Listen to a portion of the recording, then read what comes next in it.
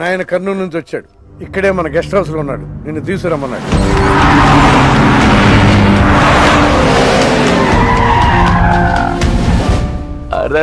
రా బిడ్డారా, చాలా దినాలైంది నేను చూసి. అయ్యారు కుడి చేతిలో ఎడం చేతిలో మే ఉన్నాయి, కొంచెం రుచి చెప్పండి. Okay, not okay. నువ్వు లోపలిపా. అరే రే రే, పిల్ల చూడవయ్యా ఎట్టయిపోయిందో. వద్దు వద్దు అంటే హాస్టల్లో చేర్పిస్తేవి. నా మీద ఉరుగుతావేందమ్మే? లంకంత గెస్ట్ హౌస్ ఉంది కదా అంటే హాస్టల్లో స్నేహితులతో కలిసి ఉంటానంటోంది నా కూతురని ఒత్తాస పలికితివే నువ్వు. చాలేవయ్యా, దామ్మా లోపలి కోసం చాలా మంది వెయిట్ చేస్తున్నారు. బావగారు, నా కూతురు మంజు. మంజు, ఇతనేనమ్మా నీ కాబోయే పెనివిటి. పేరు హరిప్రసాద్. వాళ్ళ నాన్నగారు అమ్మగారు. అబ్బాయి నచ్చాడా? నాకు చెప్పుకుంటే ఏంటి డాడీ పెళ్లి చూపులు? నీకు చెప్పకుండానే కదమ్మా నిన్ను మేం కన్నది. బావా, పిల్లని లోపల తీసుకుపోయి సముదాయించి తీసుకురా. ఏంటి మామయ్య అదంతా? అంతా మీ ఇష్టమేనా? కేంద్ర మంత్రి అవ్వాలని మీ నాన్న 30 ఏళ్లుగా కళ్ళగంటున్నాడు. అటు సైడ్ ఇదే కళ్ళు ఇంకోటి అంటున్నాడు. వాడి వల్ల నీకేదైనా ప్రమాదం అని మీ నాన్న భయం. అందుకే నీ పెళ్లి చేసి అమెరికా పంపించానని చూస్తున్నాడు. నాకు ఈ పెళ్లి ఇష్టం లేదు. మీ నాన్న చెప్పకుండా చాలా మర్డర్లు చేశాడు. చెప్పకుండా చాలా కుటుంబాలు రోడ్డును పడేశాడు. ఆయన చెప్పి చేస్తుంది ఇదొక్కటే. నువ్వు కాదన్నావు అనుకో, ఆయన చెప్పకుండా చాలా చేస్తాడు. Good morning. Good morning sir. తప్పు నాయనా, దేవుణ్ణి ఇంగ్లీష్ లో పలకరించకూడదు. విష్ చేసింది మిమ్మల్నే సార్. అలాగా చెప్పు నాయనా. అభిషేకమా స్తోత్రమా? నేను ఒక అమ్మాయికి అబద్ధం చెప్పి చాలా బాధ పెట్టాను. దానికి ఏం చేయాలి? అభిషేకమా స్తోత్రమా? అంటే దేవుడు నిన్ను క్షమించాలి అంతే కదా? అంటే అమ్మాయి క్షమిస్తే దేవుడు కూడా క్షమించేసినట్టే. ఏ అమ్మాయి? మీనాక్షి, మీను డార్లింగ్. సారీ అండి. అదేంటండి, తప్పు చేసినందుకు యాగం కూడా చేస్తానని చెప్పాను కదా. నువ్వు వస్తావని తెలిస్తే గుడికి వచ్చేదాన్ని కాదు. నీ మొహం నాకు చూపించుకో. మొహం చూపించకూడదంట. మొహం నన్ను ఇది ఫోన్ చేసిందండి. అది ఇంగ్లీష్ లో కుమ్మింది, ఇప్పుడు ఇది బాంబులతో కుమ్ముద్దేమో. అమ్మో. మంజు మంజు మంజు, నువ్వే నాకు ఫోన్ చేసావంటే నువ్వు నన్ను క్షమించేసినట్టే, అవునా? హలో, నేను ఎందుకు ఫోన్ చేశానో తెలుసా? ముందు నువ్వు నన్ను క్షమించాను చెప్పు, అప్పుడు నువ్వేం చెప్పినావంట. ఎక్కడున్నావు? గుళ్ళో. ఏ? ఆ దేవుడి మీద ఒట్టేసి చెప్పు. నేను ఒకటి అడుగుతా, చేస్తావుగా? చేస్తాను. వెనక్కి వెళ్ళవుగా? వెళ్ళను. నేను చేసిన తప్పుకి నువ్వేం అడిగినా చేస్తాను.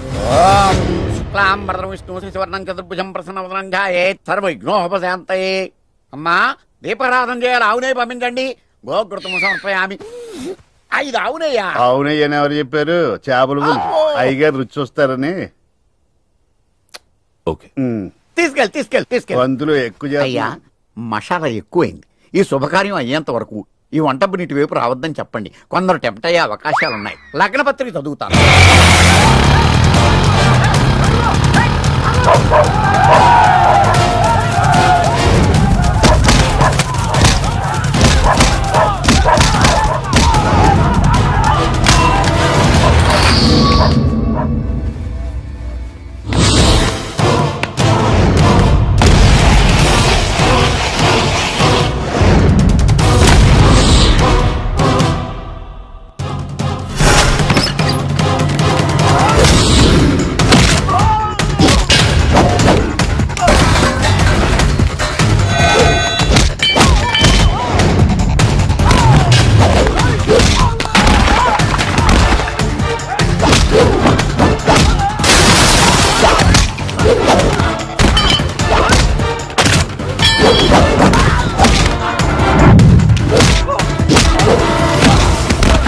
ఎవడ్రా నువ్వు?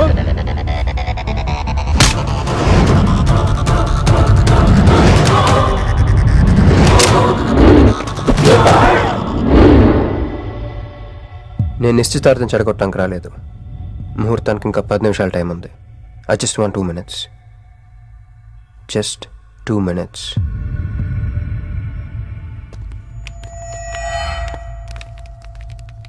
రే మిసాలో, ఆ కొంబు రెటీరా. ఈబే ఎక్స్చేంజ్ ఆఫర్ కింద దుంచు.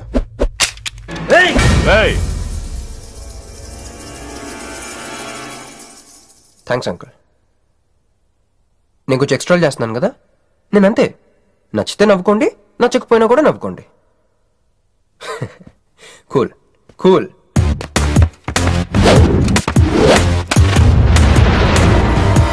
Once upon a time, hundreds of years ago,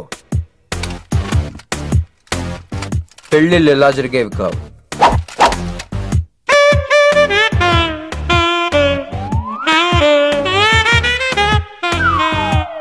ఇలా నా కూతురు పెళ్ళని చెప్పి స్వయంవరం ప్రకటించేవారు.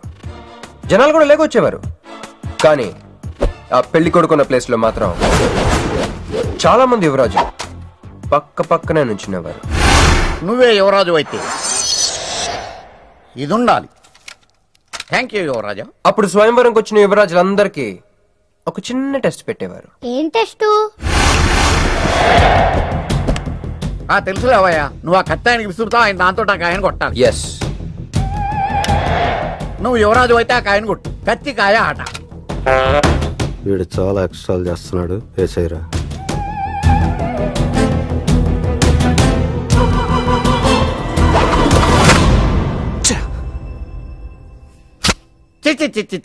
గురి తప్పిందయ్యా.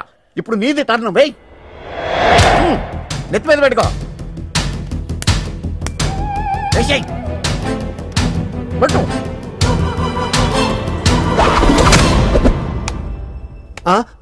ఈ అంకులిద్దరికి చెరవ ముక్క.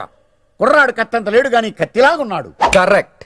ఆ రోజుల్లో తన కూతురు కళ్ళు కత్తిలాంటి ఒక వీరుడి కోసం వెతకాలని ఎదురు చూసిన ఒక తండ్రి ఈ రోజుల్లో తన కూతురు మనసులో ఉన్న ప్రేమికుడు ఎవడా అని వెతికి పట్టుకోవాలి. అలా వెతికితే మంజు మనసులో నేను, నా మనసులో మంజు కనపడతాను.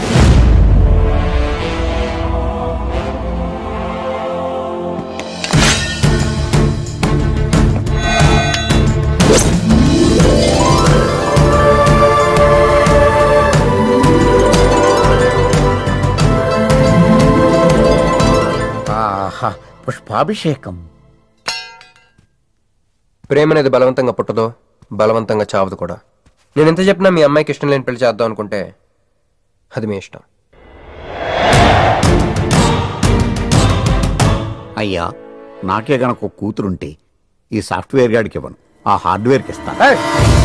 బావా, వాడి ఫుల్ డీటెయిల్స్ కావాలి. నువ్వేంట్రా అక్కడ? ఒరే, నువ్వు బానే ఉన్నావు కదా? ఏం కాలేదు కానీ అంబులెన్స్ ఏంటి ఇక్కడ? వాళ్ళు నిన్ను మేడం నుంచి తీసుకురేస్తారేమో ఎక్స్పెక్ట్ చేశాను. నువ్వేంట్రా ఇంత ఫ్రెష్గా ఉన్నావు? ఆ బొట్టేంటి అసలు? లోన ఏం జరిగింది? ఒక పని అయిందిరా, వస్తా. ఎక్కడికి? ఇంకో పని ఉందిరా. అయ్యి బాబా, ఏంట్రా అది? తర్వాత చెప్తా. ఒరే, నేను కూడా వస్తాను. నాగరా సార్, నా పేమెంట్. అదేంటి అడిగాను? దెబ్బలు తోలుతేమో రమ్మన్నాను, తగలలేదు కదా. పేషెంట్ లేకుండా పేమెంట్ అంటే? ఓహో, పేషెంట్ కావాలా నీకు? ఓకేనా? ఎవడైనా ఇంత చిన్న దెబ్బకే అంబులెన్స్ ఎక్కుతాడా?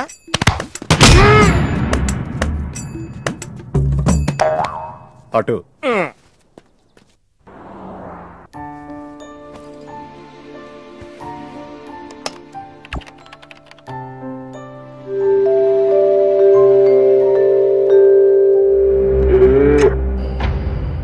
I love you. ఇది చాలా ప్రమాదకరమైన సంఘటన. వాడికి మన ఆఫీసులోనే ఎవరో హెల్ప్ చేశారు. ఎవరి ఐడి నుంచి ఈ మెసేజ్ పాస్ అయింది? చెప్పండి, ఏ విధం ఐడి నుంచి? నేను రూహి తప్ప, సారీ, నేను మీను తప్ప అందరూ బయటికి వెళ్ళండి. Come on everybody, go out, go out. నేను ఇటువంటి వ్యధవ పని చేశారంటే నువ్వు నమ్ముతావమ్మా? లేదండి. అమ్మయ్యా, వాడి సంగతి నేను చూస్తాను. వాడు ఒక ఏ క్లాస్ వెధవ, నేను ఒక బి క్లాస్ ఐడియా వేసి వాడిని సి క్లాస్ జైల్లో వేస్తా. వెళ్ళమ్మా, వెళ్ళమ్మా, నేను చూసుకుంటా. కానీ వెళ్ళు, నీకెందుకు? ఊరి మహామంత్రి కూడా మీ ఇంట్లో కూర్చొని నా ఐడి నుంచి ఎలా మెసేజ్ ఇచ్చేవరా?